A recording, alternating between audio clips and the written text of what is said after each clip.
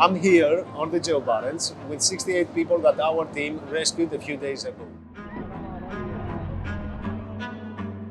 When these survivors arrived on board, it was heartbreaking to see them wet and an agony in their faces, having taken the risk of their lives on the sea.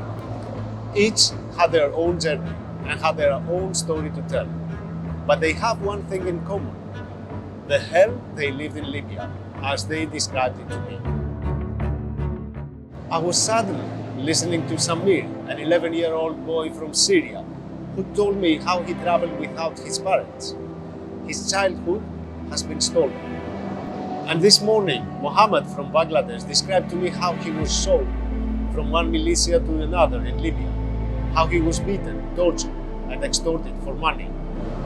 Others spoke of the abuse, the forced labor, or the detention that they faced there, in the hands of guards, smugglers, police, or other militias.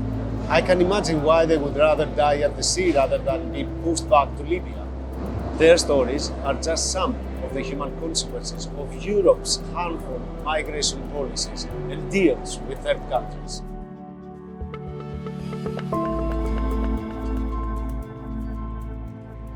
The central Mediterranean has turned into a graveyard for tens of thousands of people who try to flee, seeking for safety in Europe. I recently visited the Polish-Belarusian border and saw the 5-meter-high wall.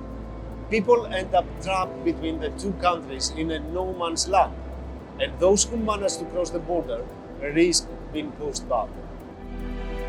In Greece, I have witnessed firsthand the physical and psychological suffering, as well as the life-threatening risks endured by people on the move.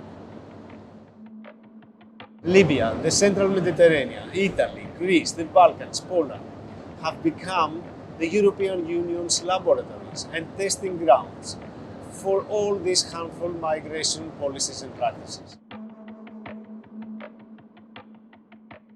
It is no surprise that our medical teams in all these places are treating the consequences of the violence, abuse, and detention.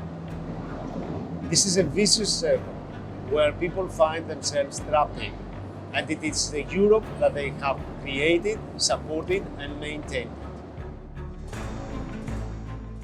As a doctor, as a humanitarian, as a human being, I ask the European leaders, what is the ending point?